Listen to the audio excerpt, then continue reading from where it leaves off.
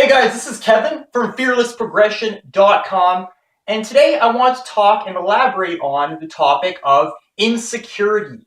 What do we do when insecurity really takes over us and starts taking control of our life to the point where, it really reduces our self-esteem and inhibits our ability to be able to tackle fears and really go after our objectives. So the reason I decided to talk about this in particular is because I signed up for a video webinar series by Dr. Aziz of socialconfidencecenter.com, and it's called The Art of Extraordinary Confidence Summit.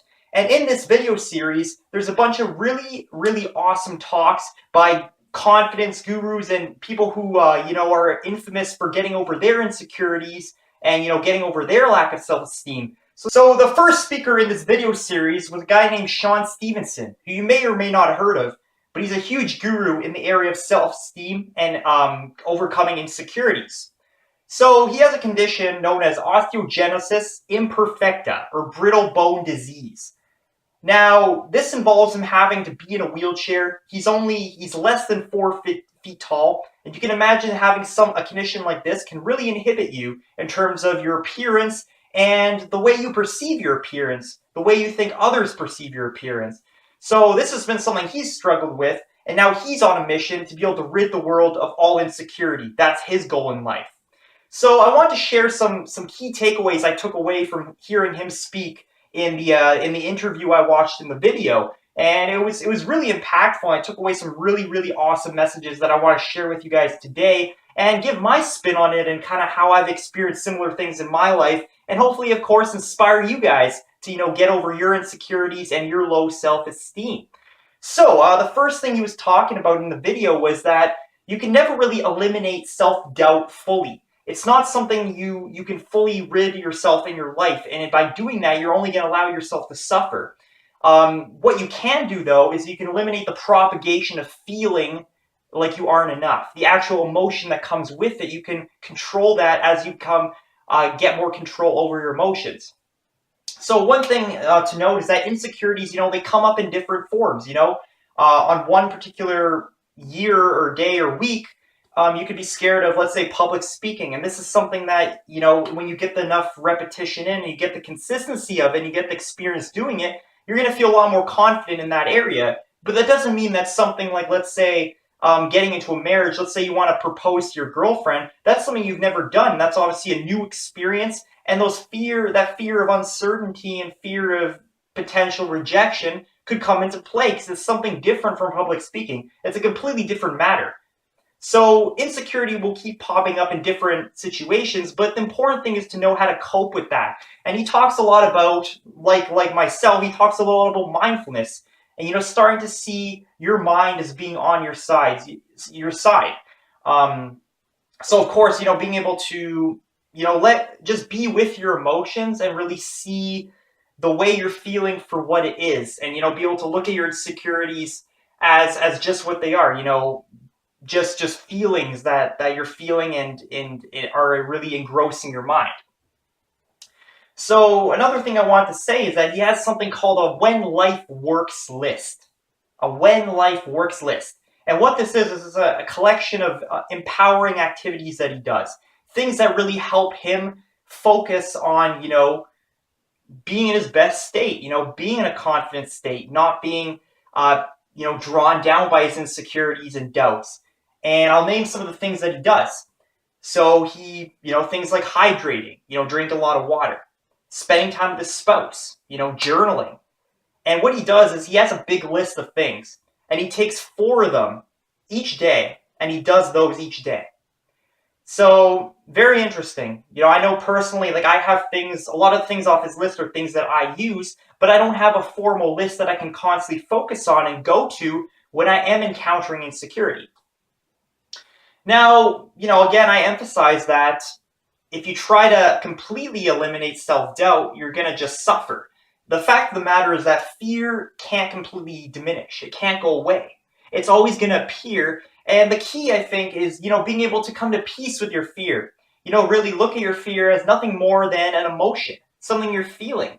And they often say that, when you learn to control your emotions, when you learn to not let your emotions interfere with what you actually do and how you respond to them, then that's when you really get the power back in your life. So, I thought that was really key. And, again, with mindfulness, you'll be able to increase your consciousness and be able to just notice how you're feeling more often and be able to, of course, respond to that in a good way. Now, another thing he really emphasized, which I thought was really, really awesome, was that you feel the most inferior when you're thinking about yourself, but you feel the best when you're thinking about other people. Now, I think that's really important because oftentimes, a lot of humans are just focused on how they feel, how am I performing in everyday, day-to-day life? How are others perceiving me? What kind of things am I putting out into the world? But, just by taking that focus off yourself, just by distracting yourself, you can, really start to, not only are you distracting yourself from your own insecurities, but you're also having a very strong positive impact on other people, which is really awesome. So he really emphasizes, focusing on servicing others instead of actually being great. Because he says that, being significant, let's say you spend your whole life trying to be great or significant, just really, really good at something. That's awesome, and you're gonna, feel really good about yourself. But when you die, what happens to that? What happens to that? It's not sustainable, right? When you die, that's it. You stop being great because you're no longer around. But something like when you start focusing more instead on being great, you focus on servicing others. Now you're trying to create a long-term impact, something a legacy that's gonna live on and see its impact even after you die. So that's the key. It's all about the impact you can have on other people. And that's exactly why I run this channel. It's not because I want to become the greatest at making videos, right? There's a purpose behind every video I make. Right now, especially, I'm just starting up my YouTube channel. I'm putting out video after video. A lot of people aren't even watching it yet because people haven't found my videos. But I'm doing it for a reason. I'm doing it because I hope to make a business out of it. I'm doing it because I want to actually use the business to be able to help other people, to share other people, what I've went through and, be able to help other people make a difference in their lives. So, it's really key to be able to find your purpose, which, takes the focus off how you feel and, puts that focus on helping others. Once you find your purpose in life, which again revolves around, figuring out what your struggles are and then being able to figure out a way to, teach others how you overcame those struggles, that is really what finding your purpose is all about. So he talks a lot about happiness, how happiness comes from servicing others and happiness really being the driving force you want to have in your life. It's a lot better, he says, to be motivated by happiness than by how insecure you feel. Because, if you're motivated purely on insecurity and purely on pain, that's something that's going to burn you out in the long run. Because you're not really feeling positive emotions. You're really just always in a negative, just harnessing that negativity all the time and just desperately trying to overcome it. Whereas happiness is something that can really improve your life right now and really impact the way, you're showing yourself. If I'm happy in this video, I'm going to exude a lot of positivity and you guys are going to feel that, right? But if I'm in a bad mood while I'm filming this video, I'm not going to help, impact you. That's just not how it's going to work. And you guys are not going to be impacted in a positive way. So, final point I want to talk about today, that this is something that's really good. I really liked this line. Opinions are what make us unhappy, not facts. So I'm going to give you guys a great example here. So let's say I failed my math test, okay? So if I were to say I failed my math test, that's a fact, right? That's true. I got, let's say, a 40%. That's a fact. But if I were to say I failed my math test, that means I'm stupid. I can't be successful in life. I'm a nobody. Nobody, values me. No one's going to hire me. That is an opinion. So it's important to be able to differentiate between the two and understand that your mind really skews the way you see things. So a common example I face, and in my experiences overcoming my insecurities, especially around people, let's say I come up with an awesome joke or something very entertaining to tell my coworkers. So I tell it, but let's say they don't look as enthusiastic as I expected. I expected them to be a lot more enthusiastic and have a lot greater of a reaction. But me judging that body language, if I were to really create an opinion off of it, I'd be like, man, they're not even responding to me. You know, they must not like me, man. You know, they probably don't even think I'm funny. They don't find me entertaining. They don't even want to hang out with me.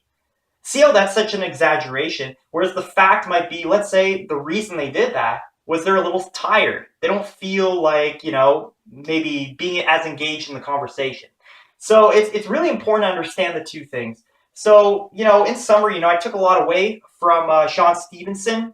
And what I challenge you guys to do is, head down in the comment section below and create your when life's work list or when life works list.